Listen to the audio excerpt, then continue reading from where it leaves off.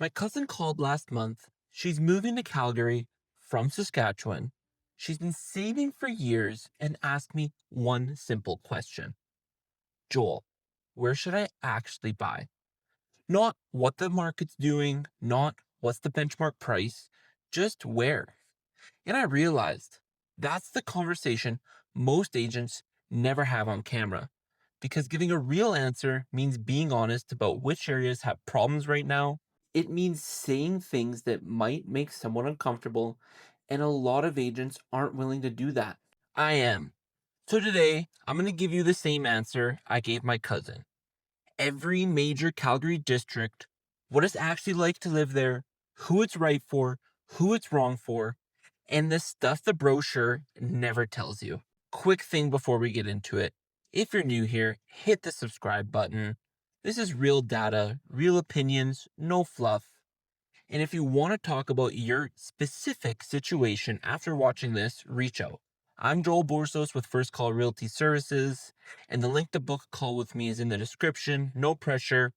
All right, let's talk about your future neighborhood. Before we go district by district, here's how to watch this. I'm covering Calgary's 8 main districts. For each one, I'm going to tell you 3 things: who it's genuinely right for, what the honest catch is, and what the current data says.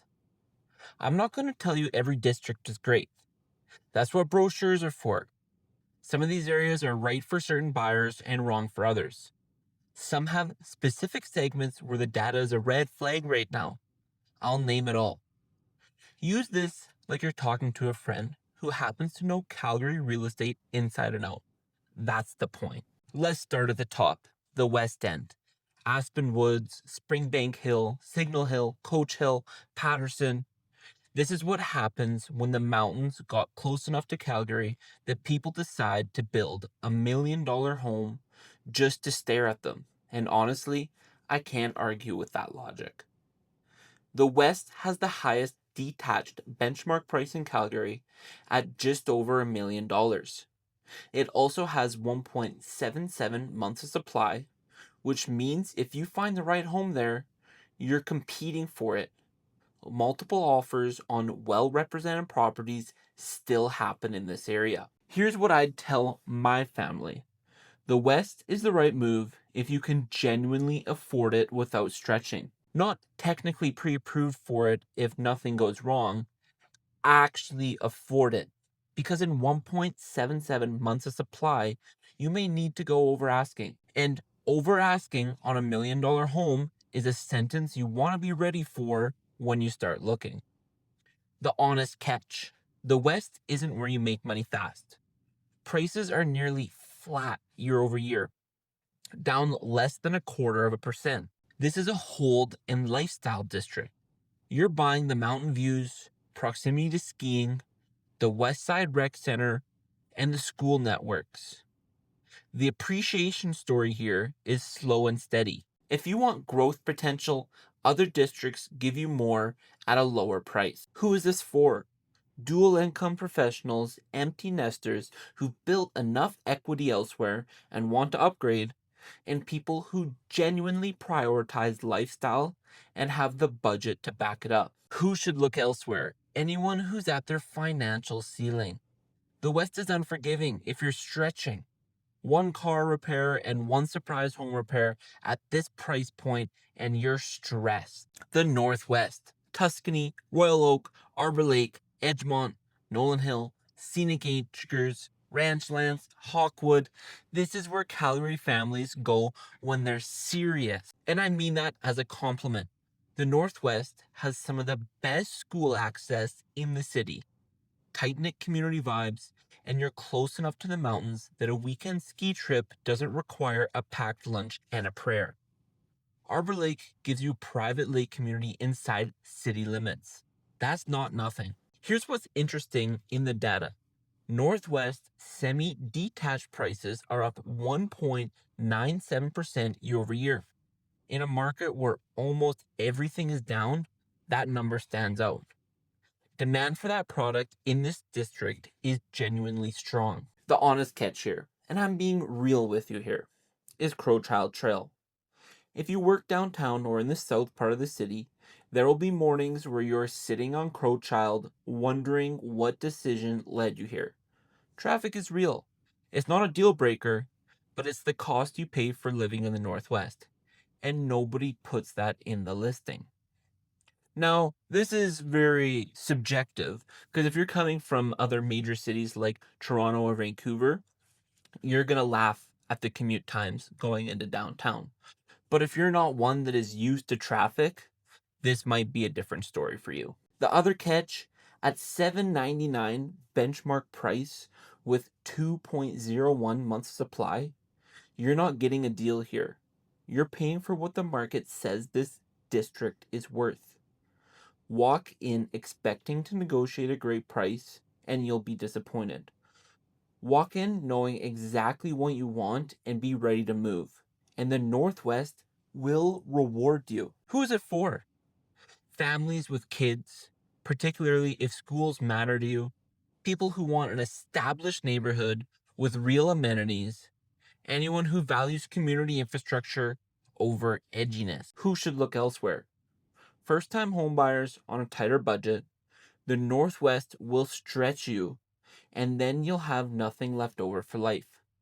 The North and Northeast give you a similar family focused feel at a price that leaves breathing room. The South, Evergreen, Cranston, Auburn Bay, Copperfield, Mackenziestown, Legacy, Mahogany, and yes, Mahogany, which has the largest residential lake in Calgary, and the kind of Saturday afternoons that make people from BC move here and immediately wonder why they waited so long. If your weekend vision involves a paddleboard, a fire pit, kids in the water, and a Costco only 10 minutes away, the south of Calgary was designed just for you. And it's not subtle about it. The district leans in hard on the lake lifestyle and the family community feel. And for the people it's right for, it absolutely delivers. 1.85 months of supply for detached homes, that's tight. The South is competitive on good listings and has been for a while because the product, lake access, newer builds, family amenities matches what a lot of Calgary buyers actually want. But the honest catch, you're far away from downtown. I don't mean emotionally, I mean physically. If you work near the city center and you buy in the deep south, you're looking at a commute. On a good day, it's manageable. On a Deerfoot plus McLeod plus construction day, it is a test of your character. Be honest with yourself about where you spend most of your time before you fall in love with a mahogany listing. Who is it for? Families who want the lake lifestyle without driving to Sylvan Lake every weekend. Move up buyers who have saved equity and want to spend in a quality of life. Anyone for whom the commute math works out. Who should look elsewhere? Remote workers who never commute. You're paying the South premium, but not benefiting from the conveniences that justify it. The Southeast, Mackenzie Lake, Douglasdale, Riverbend, New Brighton, and Seton. The Southeast is the South's slightly quieter, slightly more affordable neighborhood. And it has a secret weapon that not enough buyers know about. The secret weapon is Seton. Seton is what happens when Calgary tries to build its own little urban district in the suburbs. A hospital, YMCA, movie theater, restaurants, retail, all walkable from the surrounding neighborhoods, and honestly, it's pulling it off. If you work at South Health Campus or value having real amenities nearby without going downtown, Seton changes the math on the Southeast entirely. Here's the data point that I don't think enough people are paying attention to. Southeast semi detached homes, duplexes, side by sides have only 1.6 months of supply. That is the tightest semi detached reading anywhere in Calgary. If you're a buyer considering a duplex or a side by side and the Southeast fits your lifestyle, you need to know that this segment of this district is moving fast. The honest catch. Some of the older Southeast neighborhoods like Riverbend and Douglasdale has a more dated feel compared to the newer South Lake communities. You're not getting the same prestige feel as mahogany. If that matters to you, be honest about it. If it doesn't, you get similar access at better prices. Who's it for? Healthcare workers and professionals near South Health Campus, buyers who want a detached or semi detached home at slightly less than the South's premium, Seton lifestyle buyers who value walkable amenities over the lake. Who should take a look elsewhere? Buyers who want the full South Calgary Lake lifestyle. The Southeast doesn't have Mahogany or Auburn Bay. If the lake is the point, stay in the South End. North Calgary, Panorama Hills, Harvest Hills, Country Hills, Evanston, Livingston, Carrington, Coventry Hills. Panorama Hills has been one of Calgary's most consistently family friendly communities for over 2 decades. Livingston and Carrington are newer communities that are building out fast. Newer infrastructure, newer schools on the way, newer everything. And if you travel frequently for work, you are 10 minutes from the YYC airport. For some people, that's irrelevant. For frequent flyers, it is quietly one of the best perks in the city. 2.94 months of supply means you're approaching balanced conditions.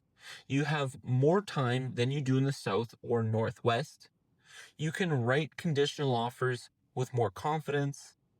That matters for first time homebuyers who need that breathing room. The honest catch: some people feel the north is disconnected from the rest of Calgary. If you're south of the city for work, friends, or lifestyle, adding the north to the distance starts to feel like you're living in the suburbs of a suburb.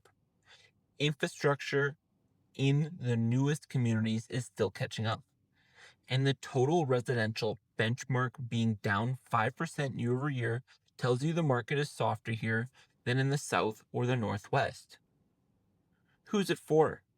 Families who want the northwest feel at more accessible prices, people who work near the airport or in the north industrial areas, buyers who want newer construction without being priced out entirely, patient investors looking at communities that will fully build out in the next 5 to 10 years.